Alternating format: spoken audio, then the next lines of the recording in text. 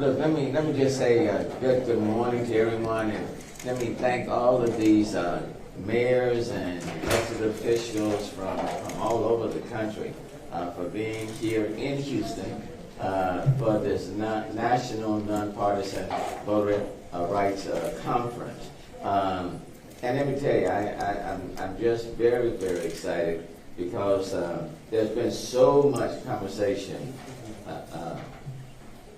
I feel like I want to touch it too much. There's been so much conversation about voting and elections in such a partisan fashion that one may wonder, can you have a national conference, Mayor Hancock, on voting and where it is bipartisan or nonpartisan, whichever term you want to use, in nature? And I will tell you the answer is emphatically yes. There are 6 mayors who are hosting this event. Mayor Hancock, who started this national conference out of Denver, and you'll be hearing from him very shortly. And it's important just to say the title, he's a Democrat, okay? And then Mayor Regina Romero out of Tucson, Arizona, is a Democrat. And then we have Mayor Cornetta Warren out of Fontana, California, who is a Republican. There she is. And then you have Mayor Holt, who will be arriving here in about an hour from Oklahoma City, who is a Republican. And then you have Mayor Giles out of Mesa, Arizona, who's here. You'll be hearing from him meeting after me, who is a Republican. So you have 6 mayors who are hosting, 3 Democrats and 3 Republicans. And you know what? We all get along.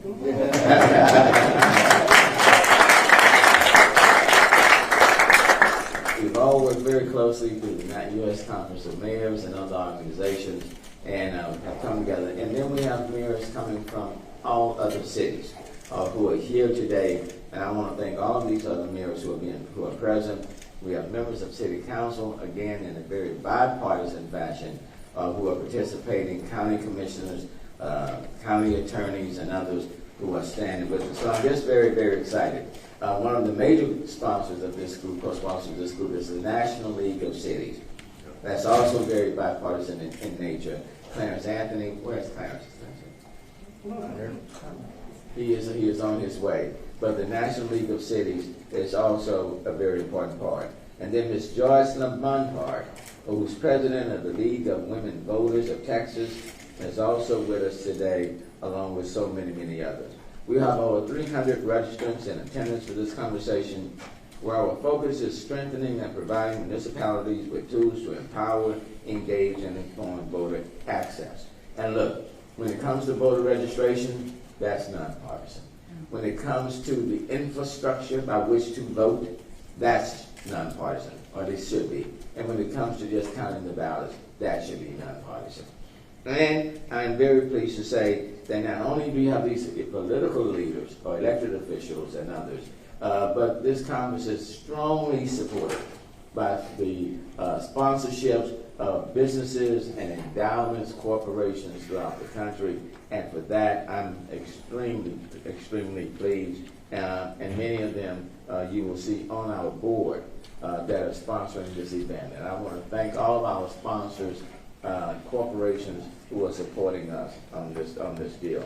So let me just stop. Let me bring up Mayor Giles. We've already had some very robust and vigorous conversations about infrastructure, about community engagement, about making sure, Mayor Giles, that we reach every group, Democrats, Republicans, LGBTQ, people with disabilities, women, men, veterans, that young group, Cities United. I have to give a special shout out to them because the Cities United is this young group, and they are actively engaged in voter participation and engagement.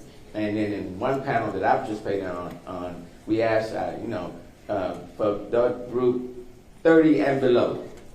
And I want you to know probably 40% of the people who were in that session were under the age of 30, and I couldn't be more proud. So thank you very much. Now let me turn it over to Mayor Giles from Mesa, Arizona.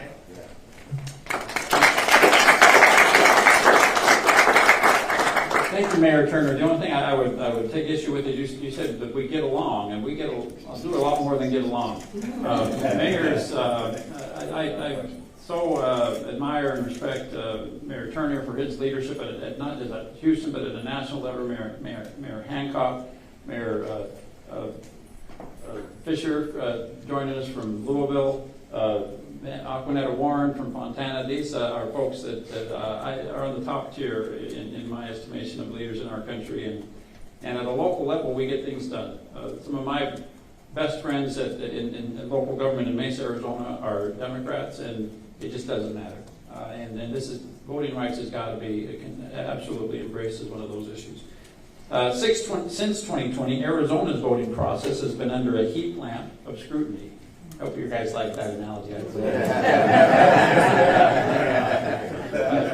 Thank you. As you're all familiar, following the presidential election, claims of voter fraud spread like wildfire. Conspiracy theories have fueled an unprecedented amount of interest in my state's voting processes. That's been amplified by the narrow margin in the presidential election. If ever there was doubt in your mind that your vote made a difference, that election in my county was absolutely a reminder that it does.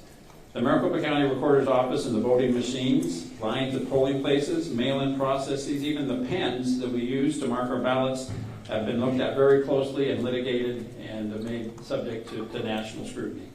Despite the claims of voter fraud having been disproven repeatedly and voting and tabulation processes being reviewed with a fine-tooth comb and magnifying glass, there is still a heavy cloud hanging over this most important of democratic processes. It's never a bad thing to have our public processes reviewed in good faith. That's an important part of transparency. Hopefully, having gone through this last year and last year and a half of examination does improve our processes for the long term. But in this case, in large part due to ongoing misinformation and deceit, we have a significant amount of work to do to repair trust and re-engage our residents in civic participation. We need to break down barriers to understanding the voting process, to restore trust through education, engagement, and transparency, and simultaneously fight against voter suppression and remove obstacles to vote. In Arizona, we have hundreds of election and voter-related pieces of legislation introduced since the 2020 election. Bills that aim to diminish early and mail-in voting have emerged. Mail-in voting is great. It works very well in my state, and I can't recommend it enough. This is not unique to Arizona. This is a corrosive trend in states across our United States.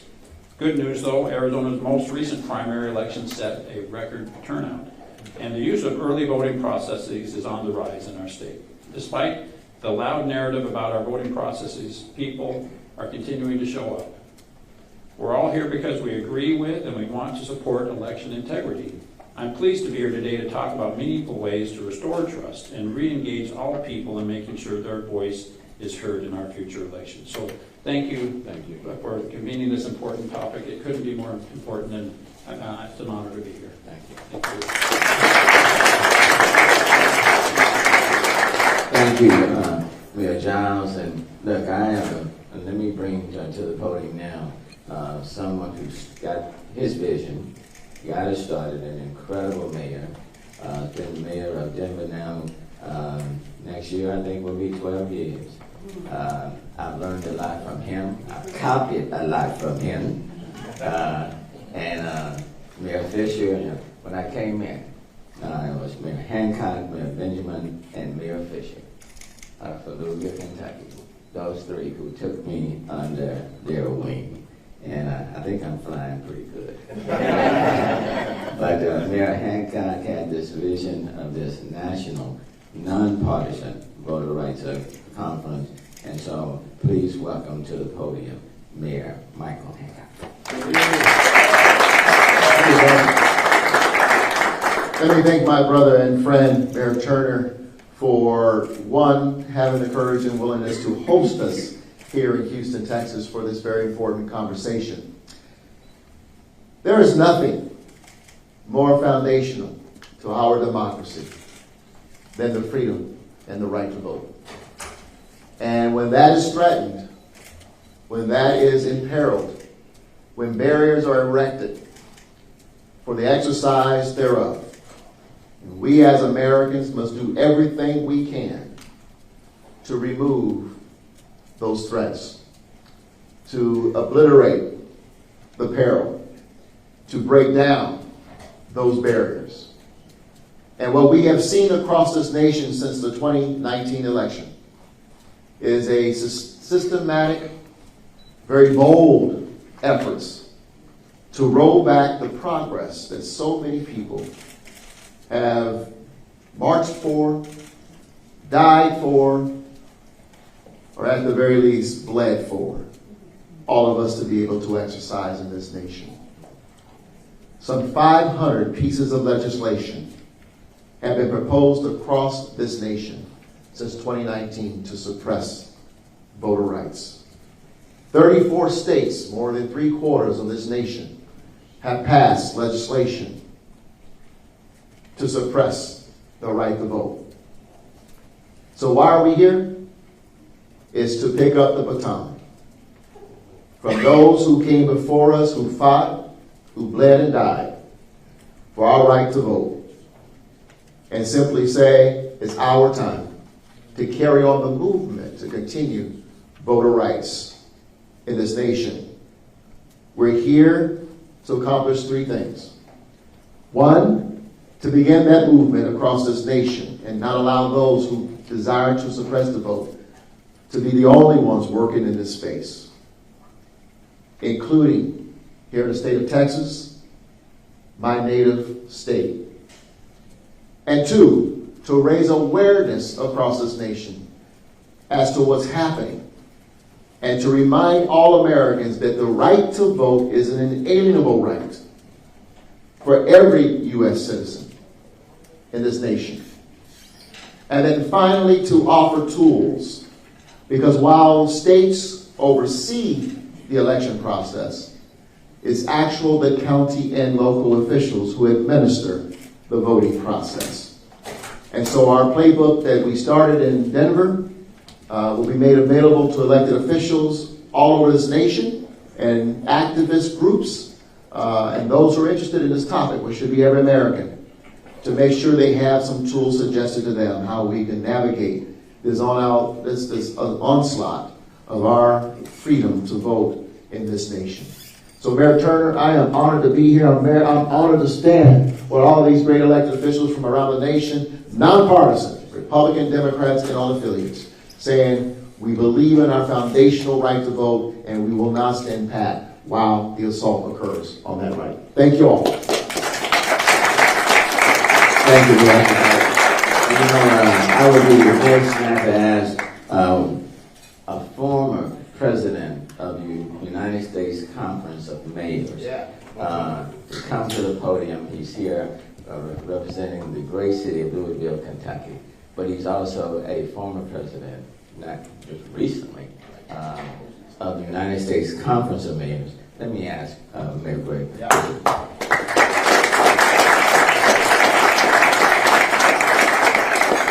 Thank you, Mayor Turner, one of the great mayors in America, and I'm proud to call him and Mayor Hancock dear brothers and friends as we've fought for so many things over the years. But it has been said that America is at a crossroads right now, searching for the truth. And there's so many people branding their truth around falsehoods that are not a major distraction to our country, but a major threat to our country. And we deserve to have freedom to vote in our country, and the consistent 500 attempts to take away our rights to vote should be something where the whole nation is up in arms. And so perhaps it's up to this group to start that revolution to return the right to vote, where people are affronted, insulted by the folks that try to undermine our very democracy and those that fought for it. And it's happening in so many different ways right now. Voting, a women's right to make her own health care choices, things we would have thought unimaginable decades ago are now threatening the very fabric of our nation. So they say democracy dies by 1,000 cuts. But taking away the right to vote is a wound, a deep wound. It's not just a cut. So if we have one place to start, this is the place, and this is the time right now. Thank you.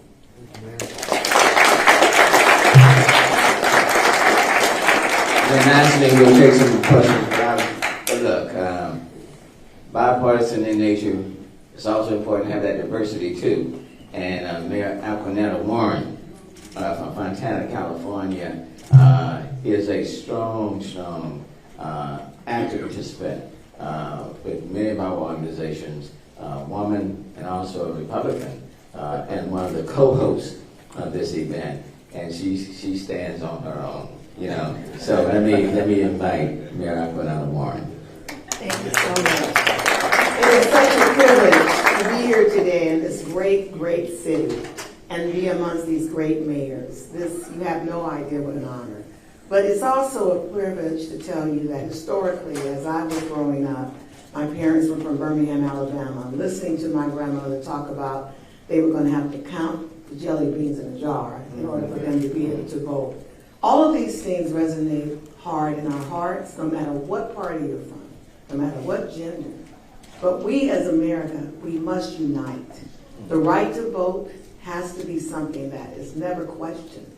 And locally, we have to make sure that our residents trust the systems that they vote in. And that's where it becomes a real challenge to make people clear that locally, we all count. And that is with city, county. You have to make sure that people trust what we are doing is accurate.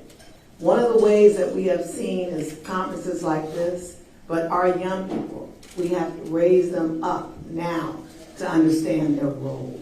And their role is to take on their right. So I thank you for this opportunity to be here today. And I'm looking forward to these conversations.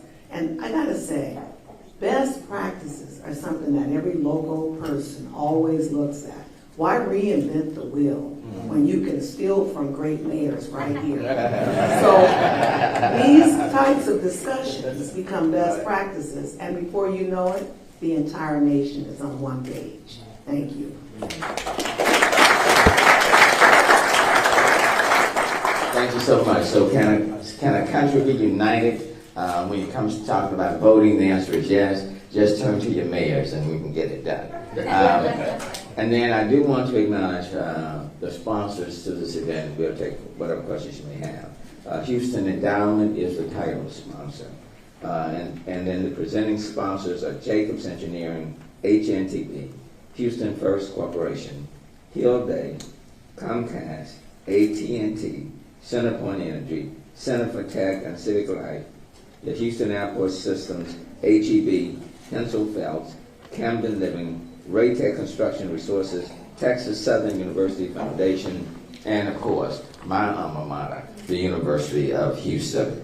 And then I do want to acknowledge just my city council members, the Mayor Pro Tem, Dave Martin, and then, of course, the Vice Mayor Pro Tem, Martha Castaic-Tatum, Councilmember Robert Gallegos, and Councilmember at Large David Robinson. Thank you all for being present. Now, Mayor Hancock, and we'll take whatever questions that any of you may have. Are there any questions? You talked about that people have to trust in the local systems to be able to vote.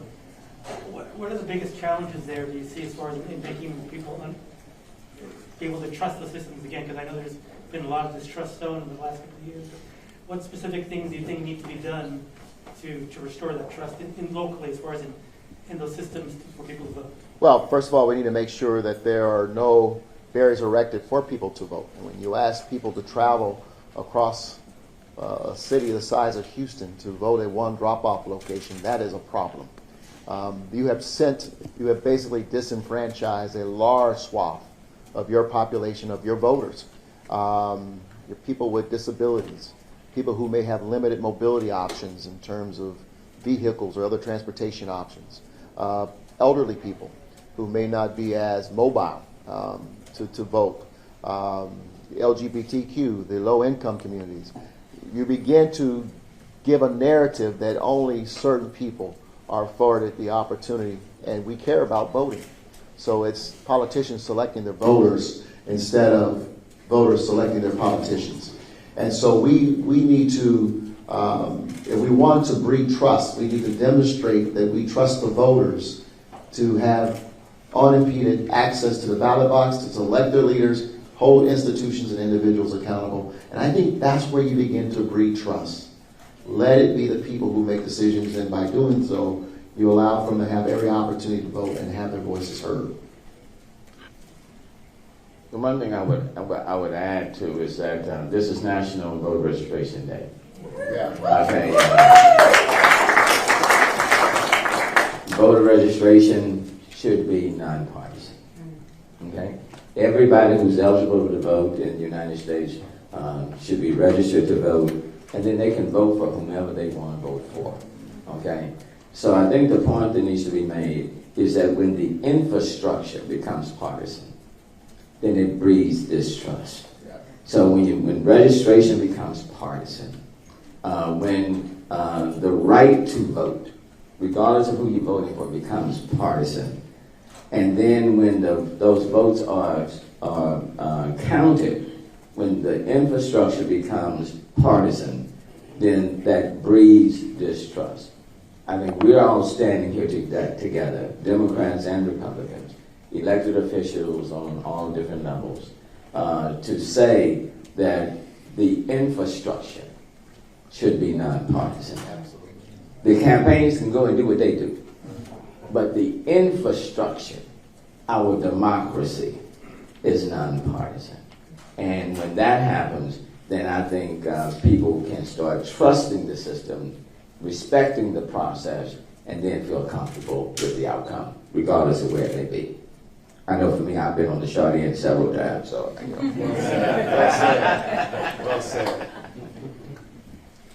Yes, ma'am.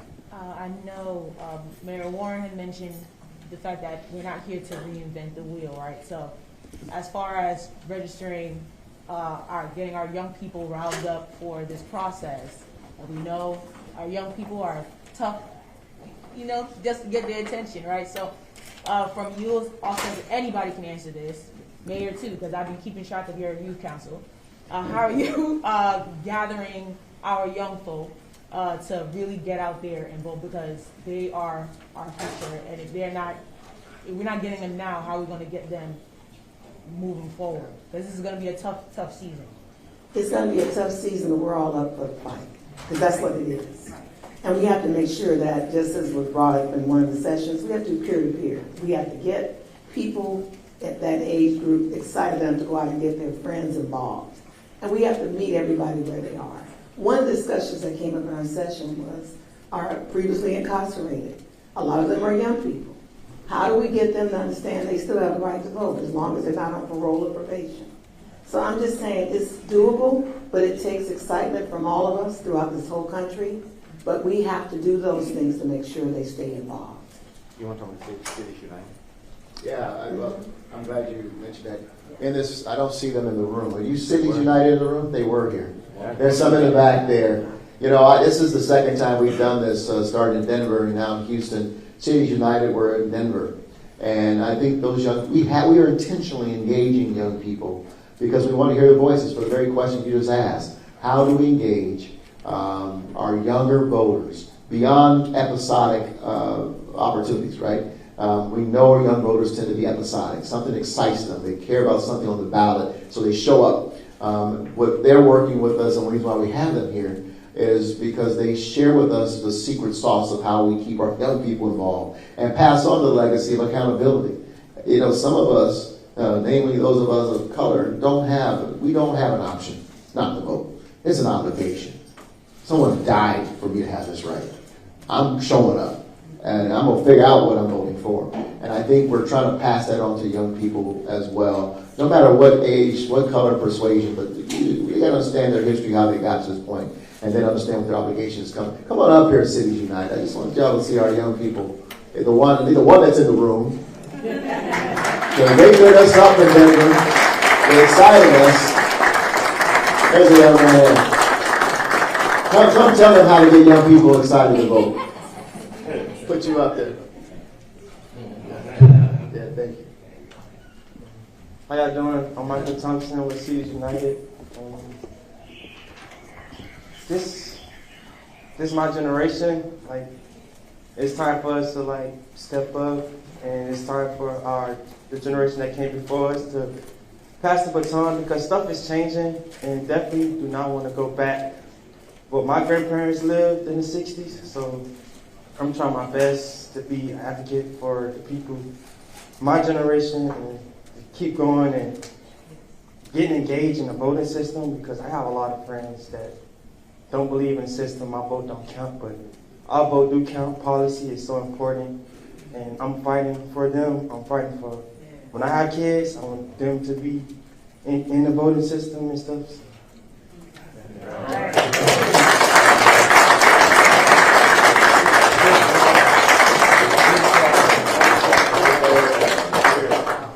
Any other questions? Yes, sir. Yes, sir. This is just a general question for you mayors, but let's say, for instance, a state law is passed. What can mayors in general do to make their citizens feel involved or feel like they're in the loop, that it's the law that's being passed, it affects them in a good way, or, you know, it's for the citizens' sake? And John, you want to Anybody? Sure. talk about what's happening?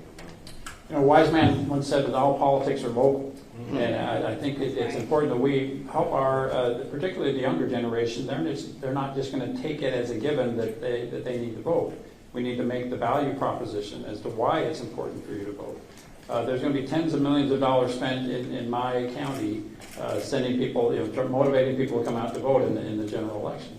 But I think in spite of that, there's going to be still a strong amount of apathy.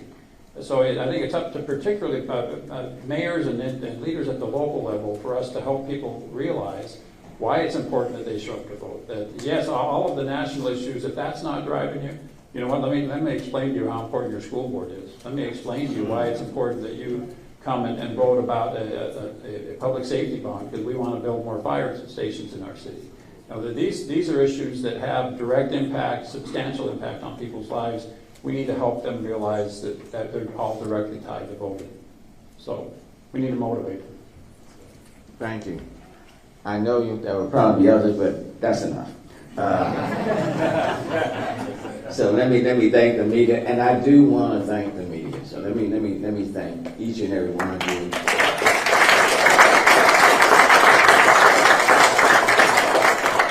And I can't say enough, because there's so much noise that's dividing our country and threatening our fragile democracy. And so when elected officials come from across the country in a nonpartisan way, that needs to be highlighted, because it simply does not happen every day, especially when you're talking about voting. So let me thank the media, let me thank each and every one of you all for covering this event.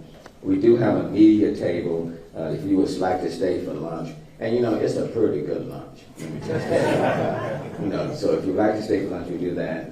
And then let me encourage you, if you didn't see the film earlier, at the beginning of breakfast, let me encourage you to get a copy of that film. That was powerful, with LBJ in that film, Senator Lisa Murkowski in that film, and then John Lewis, because what was so powerful, it was President LBJ, Texan, who got the Voting Rights Act started in 1965. It was George Bush, a Republican, who was the last one to reauthorize that, a Democrat and Republican.